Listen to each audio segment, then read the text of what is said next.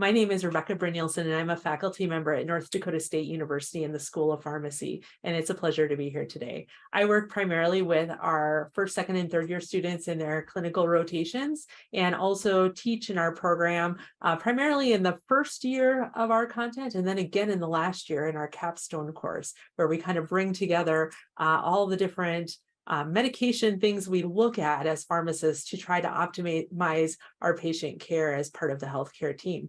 And so I have structured today's presentation a bit like our capstone class. So as we go through, I'll give a few overview or just kind of broad overview of how pharmacology or how medication use is altered in older adults. And then we'll also look at a patient case and think about some of the new literature that's come out and make some decisions about how we might proceed in making recommendations. I think the important thing to remember is what I always tell my students, that there are lots of reasonable responses, and a paper case is simply a paper case, and we don't have the ability to ask all the questions likely that we would want to ask. And so today we may have differing opinions on how to approach different problems that we see here and may want to know different information, and hopefully will more than coming to a specific recommendation, we'll be able to have a discussion about some things we should consider as we approach these topics.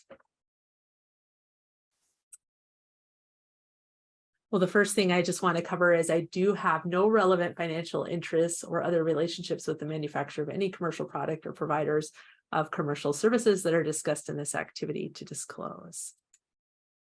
And then we have our objectives for today. So at the end of the presentation, I hope that you'll be able to identify characteristics of medication use in older adults, talk about some recently published practice guidelines and clinical evidence, and apply clinical evidence and practice guidelines to an older adult patient case scenario.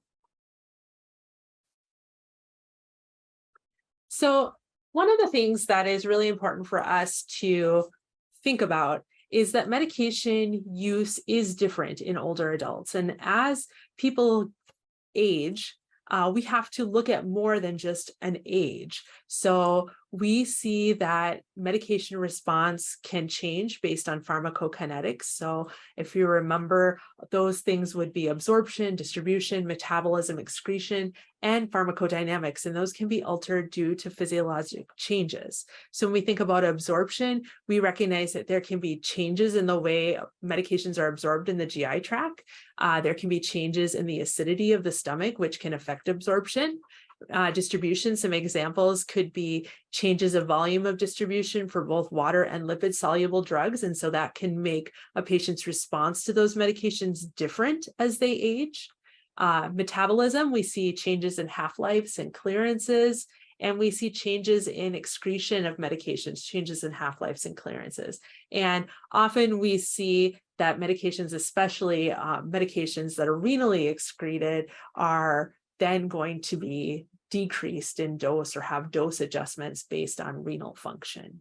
So those are things we know about, but we don't always pause to think about how they might apply to our patients who are older. There also are pharmacodynamic changes that can happen, and in general, these pharmacodynamic changes make patients more sensitive to the effects of the medications that are being used. And then also we recognize that older adults are at greater risk for adverse drug reactions. And so this is defined as an appreciable harm or unpleasant reaction resulting from an intervention related to the use of a medicinal product, which predicts hazard from future administration and withdrawal of the product. Older people are also at risk of experiencing inappropriate prescribing, polypharmacy, missing appropriate therapy, and medication non-adherence. So our takeaway point here really is to think about the 4 M's or 5 M's if you are thinking of the 5M framework, and remember that medication, mind, mobility, what matters most, and multi-complexity really all influence how a patient experiences their medication use. So with that, we're going to talk about some recently published clinical evidence surrounding medication use in older adults. And to do this, we're going to use a clinical scenario that we come back to several times. So I'm going to start off by going through the clinical scenario, and then we'll ask some questions. And I hope that you will be excited to engage in some questions and some discussion, and just keep in mind that there may be more than one right answer when it comes to some of these scenarios. So our first the first scenario we're going to look at, and this will be the one we use throughout, as I said, a 76-year-old female presents to your clinic to establish care. She currently lives independently in the community in her home. As part of her visit today, her medications are reviewed for appropriateness. So we do have her past medical history listed here. She has hypertension, which was diagnosed in May 2023, but not really adequately treated until 2013. She has dyslipidemia, which was diagnosed in May 2008. She has type 2 diabetes, which was diagnosed in May 2010, and the patient is resistant to injectable medication use. She has osteoarthritis, which was diagnosed in June 2002, and she has generalized anxiety disorder diagnosed in June 2022. We go on to the next clinical scenario. And again, we'll continue to come back to look at these vital signs and lab values. We can see her blood pressure is 132/82 sitting and 128/76 millimeters mercury standing. Her pulse is 81, respirations 15, temperature 98.2, weight 58 kilograms, height 5'6". We do have a BMP for today, her TSH, her fasting lipid panel, her A1C, and her vitamin B12 level.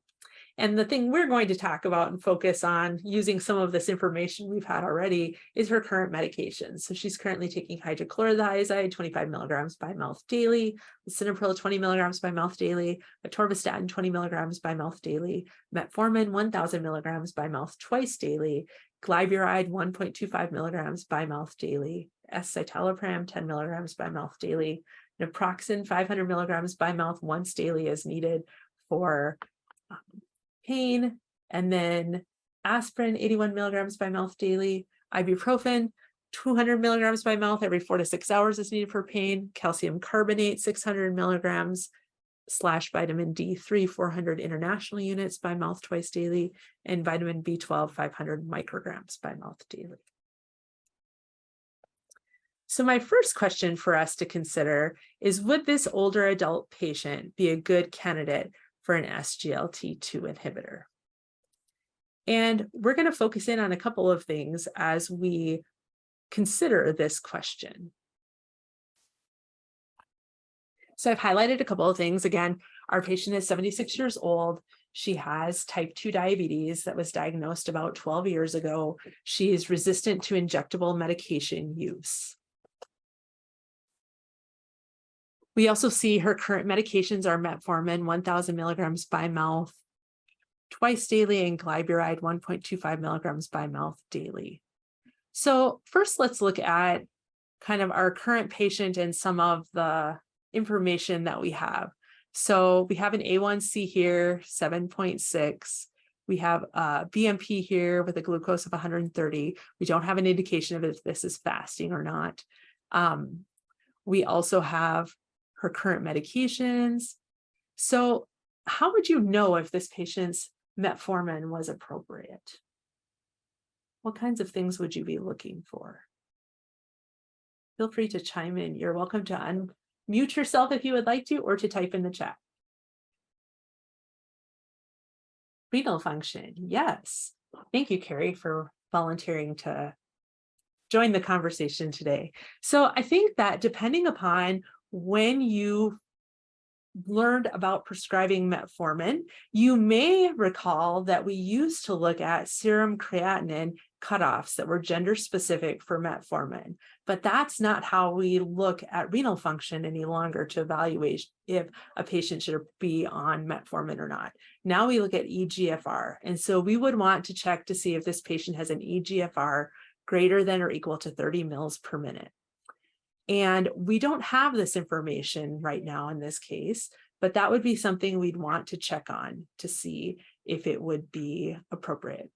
is it unreasonable to think that a 76-year-old patient would be on metformin? I see no, yes. So it would not be unreasonable at all to think that a patient would be on metformin as long as their eGFR was appropriate. And I think another thing with metformin that we want to keep in mind is that with long-term use of metformin, patients can develop a vitamin B12 deficiency. And so it would also not be uncommon for a patient to be on vitamin B12 as a supplement as well. So would glyburide be appropriate in this patient? What are your thoughts on that? And again, feel free to unmute your mic if you'd like to and chime in that way, or to chime in the chat. So I see likely inappropriate, and I would agree with that. So just remembering that glyburide is a sulfonylurea, and it appears on the 2019 AGS-BEERS criteria under potentially inappropriate medications because of the risk of hypoglycemia. And so whenever we're looking at the care of older adults, we do want to be cautious with medications that can cause hypoglycemia. Glyburide is one that we would not routinely recommend using in older adults. And then my last question for you before we go to this question of should we use that SGLT2 inhibitor in this patient is, what would be an appropriate A1C for this patient? Is 7.6 reasonable, or should we be targeting an A1C less than 7% in older adults? So I see it's reasonable, it's okay for age. And I think this is one thing for us to really point out, that the standards of diabetes care in 2023, they do have a table, and it's in chapter 13, which is a section that deals with taking care of older adult patients who have diabetes. And I'm going to actually read to you what the standard says for 13.8. Table 13.1 is titled A Framework for Considering Treatment Goals for Glycemia, Blood Pressure, and Dyslipidemia in Older Adults with Diabetes. And I think this is a really helpful table in reviewing goals. But the guidelines state specifically, and I'm going to quote, older adults who are otherwise healthy with few coexisting chronic illnesses and intact cognitive function and functional status should have lower glycemic goals, such as A1C less than 7 to 7.5%. While those with multiple coexisting chronic illnesses, cognitive impairment, or functional dependence should have less stringent glycemic goals, such as A1C less than 8%. So we may not have enough information to fully decide if this patient's A1C would be at that goal of less than 7 to 7.5% or less than 8%, but it wouldn't be unreasonable in some older adult patients to see an A1C above 7% as being a reasonable goal based on this guideline. So I think that's a good takeaway too for us to keep in mind. So again, it's the Standards of Care in Diabetes 2023, the 13th chapter, and there's a table that talks about a framework for considering treatment goals that I think is quite helpful. So let's talk about a couple of other standards in diabetes care and what is currently available or what is currently recommended. So the two standards I have listed here are 9 pharmacologic approaches to glycemic treatment and cardiovascular, and 10 cardiovascular disease and risk management. And these are all available open access online. So you can click that DOI link and it should take you right to those guidelines if you'd like to read through those and look at those yourself. These guidelines, both of these sections, as well as the section that focuses on older adults, talk about SGLT2 inhibitor use. And so really, there is a treatment algorithm that does include using SGLT2 inhibitors or GLP-1 agonists for patients because of demonstrated cardiovascular disease benefit. And so it is part of the strategy depending upon whether patients have cardiovascular disease already or whether they have a high risk of cardiovascular disease. If they have kidney disease or heart failure, we see different recommendations based on what their coexisting conditions are. So this is a Class A recommendation for, and I'll read this to quote it to you, among individuals with type 2 diabetes who have established atherosclerotic cardiovascular disease or indicators of high cardiovascular risk, established kidney disease or heart failure, a sodium glucose cotransporter 2 inhibitor and or a glucagon-like peptide 1 receptor agonist with demonstrated cardiovascular disease benefit is recommended as part of the glucose lowering regimen and comprehensive cardiovascular risk reduction independent of A1C and consideration of patient-specific factors. Again, there's a figure 9.3. I think that's a helpful figure to look at that goes through some of the pathways. This patient, if you recall from the medical history, did not have ASCVD, but if you look at figure 9.3 in these standards, there are some indicators of higher risk, and older adults over the age of 55, which our patient meets that criteria, with additional risk factors, hypertension and dyslipidemia are two of those risk factors, could meet that criteria for having indicators of high risk. The second one does go into a little more detail. The second section 10, cardiovascular disease and risk management standards of care, goes into a little more detail on when you might use SGLT2 over a GLP-1 agonist. And really, when we think about SGLT2 inhibitors, we also are aware that they are now part of the standards of care or part of the guideline-directed medical therapy for heart failure. So it would make sense that we would see SGLT2 inhibitors perhaps chosen in patients who also have heart failure and also patients who have chronic kidney disease, that there is some benefit seen with those patients as well. There have been a couple of articles that have been published recently that do talk about SGLT2 inhibitor use in older adults. And the articles are interesting for us to consider because there are definitely pros and cons to using SGLT2s in older adults.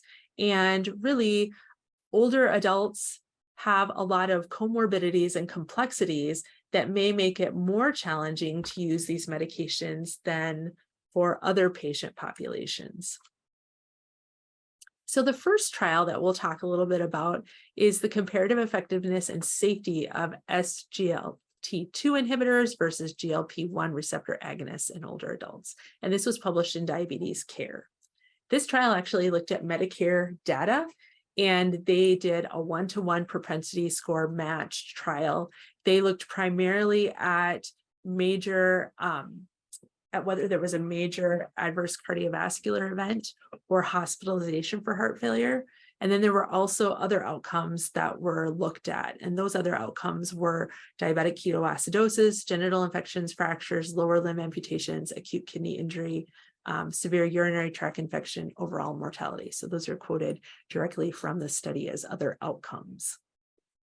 Overall, the average age of patients that were enrolled in this first trial were 72. The average age was 72 years, and the patient population was not particularly diverse, which is problematic in many of the trials that we are seeing in the literature. Their conclusion was, quote, among older adults, those taking SGLT2 inhibitors had similar atherosclerotic cardiovascular event, major atherosclerotic cardiovascular event risk, decreased hospitalization for heart failure risk, and increased risk of diabetic ketoacidosis, lower limb amputations, and genital infections versus fewer hospitalization for heart failure and fewer AKI events or acute kidney injury events over 1,000 person years compared to those taking GLP-1 receptor agonists. And so they looked at 1,000 person years, and they found that DKA occurred 0.7 events more in 1,000 person years than those taking GLP-1 receptor agonists, and 0.9 more for the lower limb amputation, 57.1 more for the genital infection, and then there were 3.2 fewer hospitalization for heart failure and 7.1 fewer AKI events. There were some limitations to this study because they were looking at Medicare data, and so they were looking at things the way they were coded, and some of the outcomes they were looking at for safety were things that we would expect to see with our SGLT2 inhibitors, perhaps, and they didn't necessarily or weren't able to necessarily look for patients who maybe weren't prescribed in the first place a GLP-1 agonist because of acute pancreatitis or gallbladder disease, for example, because that would not necessarily be found in claims data. The second one that we looked at, or the second trial that we can look at, is SGLT2 inhibitors are safe, effective, and safe in the elderly, the SOLD study. So that title sure claims a lot, but I'm not sure that the title is completely accurate, because while SGLT2 inhibitors may be safe and effective in some older adults, we do know that there are some patients that we should not necessarily consider starting on an SGLT2 inhibitor. So there are common side effects that are found with SGLT2 inhibitors. So genitourinary tract infections and yeast infections, volume depletion. There's some concern about bone fracture with canaflagin and then acute kidney injury. And this may be worrisome in patients who are older, and it actually can limit whether we are really able to use these medications. So it makes sense that we would want to try to make sure that what we're recommending is appropriate. So for this study, they did a prospective longitudinal observational study, and it was conducted in Italy, and patients were eligible to be in the study if they were over the age of 70 and started an SGLT2 inhibitor for the treatment of type 2 diabetes. And the medication that was chosen was based upon whether or not was based upon clinical examination and what was available to the patient. They also collected data before they started treatment at 6 months and 12 months. And they found there were not a lot of patients that were enrolled in the study. There were about 700 patients that were enrolled, and about 23.5% discontinued the medication in either 6 or 12 months.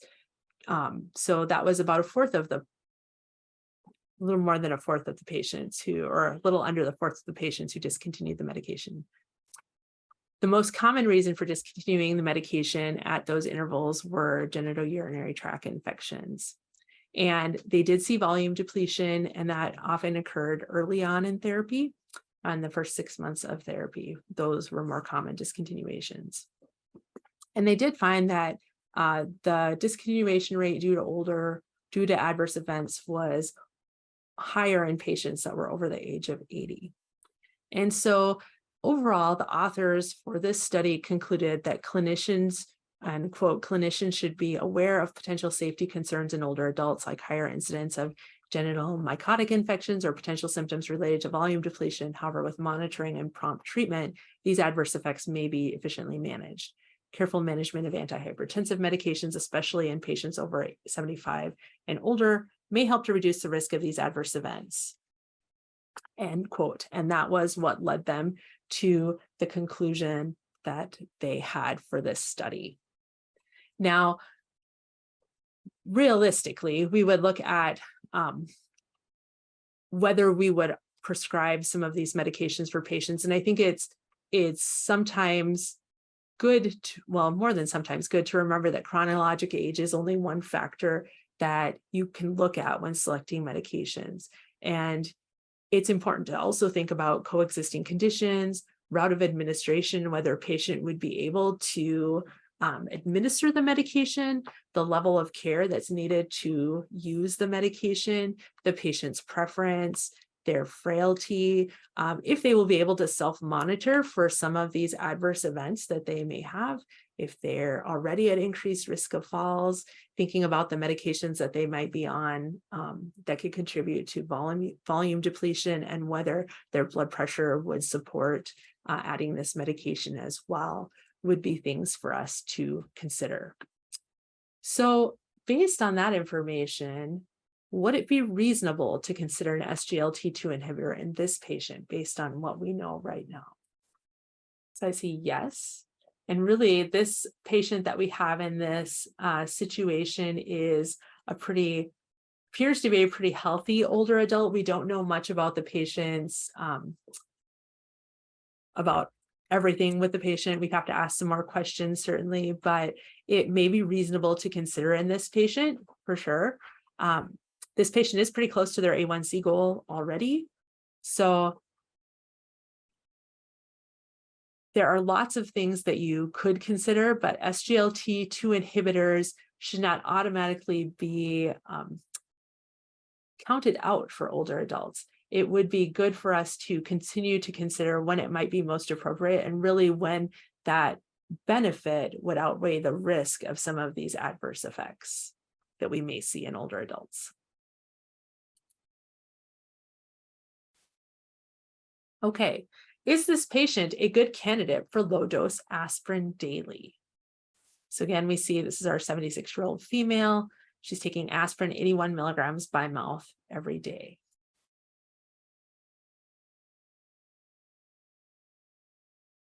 So to answer this question, we can look at a couple of different trials that have come out, or a couple of different statements that have come out in addition to a trial recently. So ASPREE is the aspirin reducing events in the elderly trial. And we are actually going to talk about a couple of sub-studies of ASPREE today before we're done. But this first one is a sub-study of ASPREE, and they looked at using 100 milligrams of aspirin compared to placebo to see if the risk of fall and fracture, to see what the difference was in risks of fall and fracture in adults that were still living in the community that were relatively healthy. The average age was 74, and they did not find any benefit to using aspirin in this patient population. And so this sub-study was primarily looking at patients, or focused on Australian patients, but they didn't find anything to add to the evidence that should compel us to use aspirin for primary prevention for this patient population. And then the US Preventive Services Task Force had a statement that they released in 2022, aspirin to prevent cardiovascular disease, and their recommendation. And the USP, I will quote this, the USPSTF recommends against initiating low-dose aspirin for use in primary prevention of cardiovascular disease in adults 60 years or older. And the focus here is good for us to remember that this is primary prevention. And so we're not talking about secondary prevention for adults who've already had an event. This is for adults that have not yet had an event, primary prevention. And this is echoing some of the statements that have been made by others. So in the AGS Beers criteria in 2019, they did not recommend using aspirin in adults over the age of 70. The AGS Beers criteria will likely be updated quite soon again. And so it'll be interesting to see if that changes in future iterations, if it comes down as well. The American Diabetes Association guidelines, they are a little more broad. They talk about this in the older adult section, and they talk about treatment along with other cardiovascular risk factors, and making sure that what therapy you're using for aspirin will benefit the patient based upon their life expectancy as well. So based on this information, would it be reasonable to discontinue the aspirin for this patient? So I see a yes again from Catherine. Thank you, Catherine. So yes, it would be reasonable to discontinue the aspirin. So when we're thinking about older adults and we're thinking about medication lists, we do want to always consider whether it's appropriate to discontinue medications and to help patients recognize that medications may not be needed for their whole lifespan, that there are some that we can safely discontinue with time. And in fact, it is safer not to use aspirin for primary prevention in older adults than it is to continue it most often. All right, so should this patient be on hydrochlorothiazide or chlorothalidone? So does this matter? So this patient is 76 years old, his hypertension diagnosed in May 2023, inadequately treated until 2013. So it appears this patient's hypertension was diagnosed but not really treated adequately from the ages of 56 to 66 years old. And so that's concerning, but that's something that, it can be hard to get patients to blood pressure goals. And if patients are not routinely seeing a provider, it can be years to get a patient to a blood pressure goal. And we'll talk about maybe why that is something we should be focusing more on, getting our patients to goal. The patient is currently on hydrochlorothiazide 25 milligrams by mouth daily and lisinopril 20 milligrams by mouth daily. And so when we talk about treating hypertension, there's a couple of trials that have come out that are of interest that we can focus a little bit on. The first is chlorothalidone versus hydrochlorothiazide for hypertension cardiovascular events. And this was published in the New England Journal of Medicine in 2022. And this is important it's important to think about because if you look at the guidelines that have the most recent guidelines, the 2017 guideline for the prevention, detection, evaluation, and management of high blood pressure in adults from the American College of Cardiology and the American Heart Association, they indicate that the thiazide diuretic chlorothalidone may be a more preferred choice. And realistically, this is because a lot of the trials that we have with evidence use chlorothalidone over hydrochlorothiazide. And so the evidence is there for chlorothalidone, but in practice, many individuals prescribe and take hydrochlorothiazide. So which is better? And the thing that's really interesting about this trial is the way it was designed. So it is a pragmatic trial, and pragmatic trials allow for testing of interventions in actual practice settings. So this wasn't a randomized controlled trial where there were lots of inclusion and exclusion criteria, and it ends up being only applicable to a very small population. This was conducted in an actual practice setting. And so what they did was it was within the VA medical center. So the primary population is male and the primary population is not particularly diverse as well. The mean age for participants were 72 years old, but they contacted providers first to see if providers would be interested in their patients participating in this trial. And then they used the medical record to identify patients who were on hydrochlorothiazide, either 25 milligrams or 50 milligrams. And although most patients were on 25, so really this ended up being a trial looking at hydrochlorothiazide 25 milligrams versus chlorothalidone 12.5 milligrams. But they looked at patients who were on either hydrochlorothiazide 25 or 50, and then they had someone in a separate office consenting adults or consenting patients to participate in the study. And if they agreed and their provider was in agreement, they randomized patients to either continue their thiazide diuretic hydrochlorothiazide or to be switched over to chlorothalidone. And then they followed them for a period of time. And over this time, they found that there really wasn't any difference in whether patients had cardiovascular events or not based on whether they were on hydrochlorothiazide or chlorothalidone.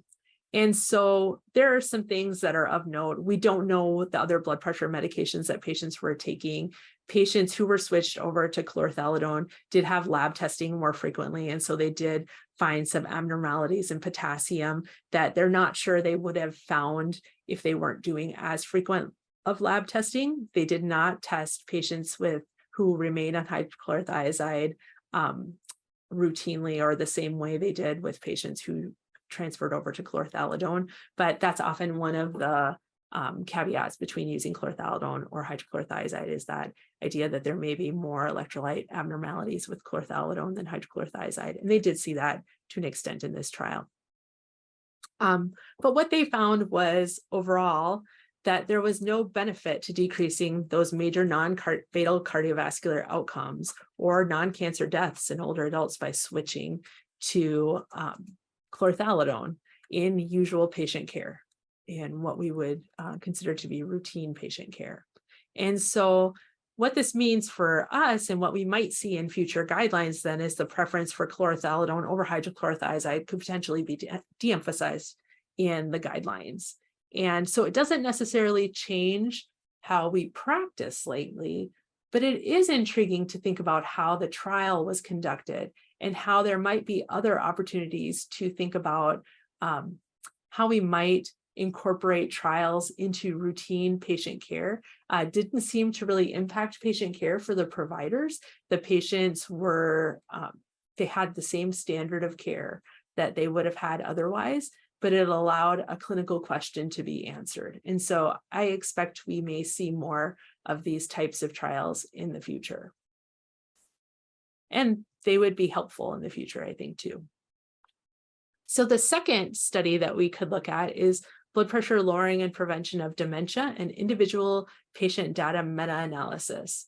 And this trial design was very interesting. It looked at randomized double-blind placebo-controlled studies where incident dementia was assessed, and it looked at trials that have been done historically, 5 major trials that have been done historically, and it combined data at the patient level. So instead of looking at aggregate data from each trial as 5 separate pieces, it combined all that patient data together. And as part of the data that was collected, they all but one of the trials did do a mini mental state exam at 12 and 24 months. And what they found was, quote, these analyses provide class 1 evidence in favor of antihypertensive treatment in late, mid to later life in reducing incident dementia compared with placebo. And so one of the things that the authors talked about in this study is that not many trials have included dementia as an endpoint because they often stop with the cardiovascular outcomes. And so the trials that they looked at that were historical, because it would be unethical now to do some of the trials in the same way because we know that there's cardiovascular benefit, was to look at trials that did include dementia as an endpoint. And so even though it's not perfect data, it is more data in support of blood pressure lowering. And so we can ask a couple of questions related to this for our patient. Is it okay to leave this patient on hydrochlorothiazide versus switching them to chlorthalidone? If someone were to come and say the guidelines say this, would you feel confident in leaving them on hydrochlorothiazide? I would say the answer would be yes, that it would be okay to continue to treat the patient with hydrochlorothiazide.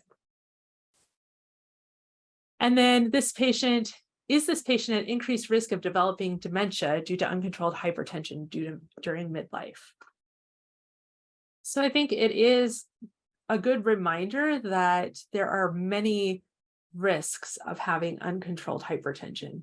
Dementia development appears to be one of those now, that this patient could be at risk of developing dementia later in life due to uncontrolled hypertension during midlife. But there's also lots of other things that can result from uncontrolled hypertension. So, it's a good reminder to try to get blood pressure controlled at all stages of life.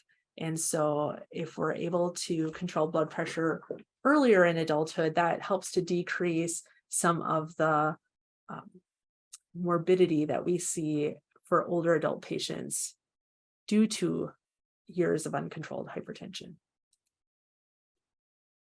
All right, so the next question is, should this patient continue her current vitamins, minerals, or supplements? So again, we have our 76-year-old female. And we have our clinical scenario where we have calcium carbonate as one of our supplements, and calcium carbonate with vitamin D3 and then vitamin B12. So what do you suspect this patient could be taking calcium or vitamin D3 for? Or is it not clear? Could be bone health, could be osteoporosis. We don't necessarily have a diagnosis of osteoporosis for this patient, but we also we don't have those levels to look at. So it's possible that the patient has a history of osteoporosis and we don't know it.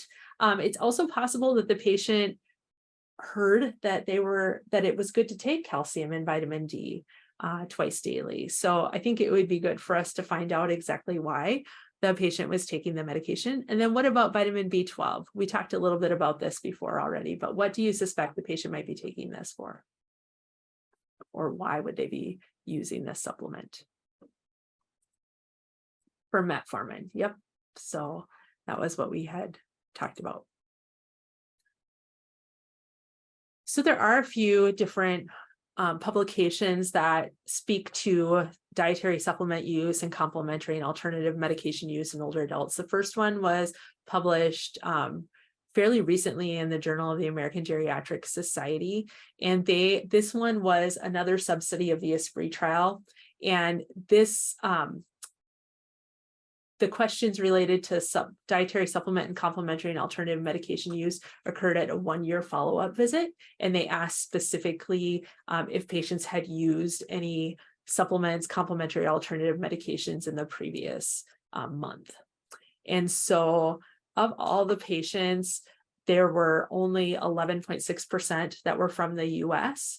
And overall, in the whole population, so this would be Australian and US population, 2/3 of the population study had used one or more supplement or complementary or alternative medication in the last month. In the US, there were some that were used more commonly than in Australia. And the ones used more commonly in the US compared to the Australian cohort were CoQ10, multivitamins, calcium, vitamin D, zinc, vitamin B, and vitamin E. Those were the ones they listed specifically. And then the US Preventive Services Task Force also issued a statement last year about vitamin, mineral, and multivitamin supplementation to prevent cardiovascular disease and cancer. And they found, quote, the USSPTF concludes that the current evidence is insufficient to assess the balance of benefits and harms of the use of multivitamin supplements for the prevention of cardiovascular disease or cancer. And then in the last one, we had supplemental vitamin D and incident fractures in midlife and older adults. And in this finding, or this study in the New England Journal of Medicine, their findings were, quote, vitamin D3 supplementation did not result in a significantly lower risk of fractures than placebo among generally healthy midlife and older adults who were not selected for vitamin D deficiency, low bone mass, or osteoporosis. So while it doesn't surprise me that the patient is using these vitamins or minerals or supplements, I do think that the evidence would suggest that if this patient does not have an indication for using the calcium and vitamin D, that might be something that they could discontinue and not need to use. So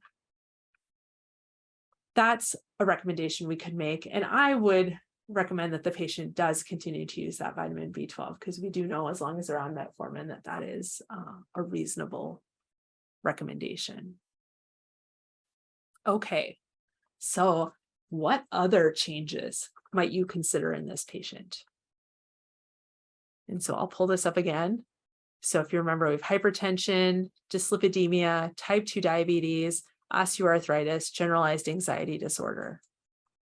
And these are all the medications that we have on. Are there any other medication-related problems that you might choose to address in this patient? Okay, so I see stopping 2 NSAIDs and question about a statin. And the patient agreed with NSAIDs, an alternative to the statin. Okay, so I agree with the NSAIDs, duplicate therapy, potentially inappropriate medication use, naproxen and ibuprofen. NSAIDs increase this patient's risk for acute kidney injury, which depending on if we're thinking about that SGLT2 inhibitor or not, also could potentially increase acute kidney or cause acute kidney injury in some patient populations, especially in older patients. And so it's likely that the patient is using these for her osteoarthritis. So we may need some more information about what the patient has used for osteoporosis and see if there would be an alternative recommendation that would be better. And then we also see atorvastatin. So atorvastatin 20 milligrams would be a moderate dose of atorvastatin. Is that reasonable for a diabetic patient? Yes. So atorvastatin 20 milligrams would be reasonable. We don't really have a lot of information about what their lipid panel was before they started treatment, but we do know that the 2023 ADA Diabetes Care Standards does indicate that a goal of less than 70 milligrams per deciliter could be appropriate for a patient for primary prevention who doesn't have an adequate increase or adequate decrease from baseline. And so this patient could potentially benefit from increasing their atorvastatin dose, depending on what's going on elsewise or otherwise, but also just making sure that they could tolerate it. So we would just need to know a little more maybe about their history of what dose they've been on in the past, and if that's something that they are wanting to increase. All right, anything else that you see that you might think about changing or might think about questioning for this patient? If I go back one slide, this patient does have generalized anxiety disorder that was diagnosed in June 2022. It's hard to know if the patient would still feel as though they need the escitalopram or if it's helpful for them. SSRIs are listed as a potentially inappropriate medication. We do know that they are used and they have a use in older adult populations, but we also want to be sensitive to the fact that it is a CNS active medication. And so we do want to just stop and pause and consider whether it's still appropriate and if the patient would still need that therapy at this point. All right. I think that is about it for changes. So if we look back at this list, we can see that we could potentially decrease this patient's medication list by a few medications. And we could think about whether we added some others, but we could discontinue the glyburide because we know that that's inappropriate for this patient, and consider what other agent we might choose to add on based on a discussion with the patient and risk factors and adverse effects and what might be most appropriate for the patient. We could consider getting rid of naproxen and ibuprofen and recommending something different. We could discontinue the aspirin. We could potentially discontinue calcium carbonate. And so this list doesn't look particularly bad. This is a fairly common list of medications you might see a patient on, but there are still ways to optimize this medication list in the care of an older adult. Right, those are my references.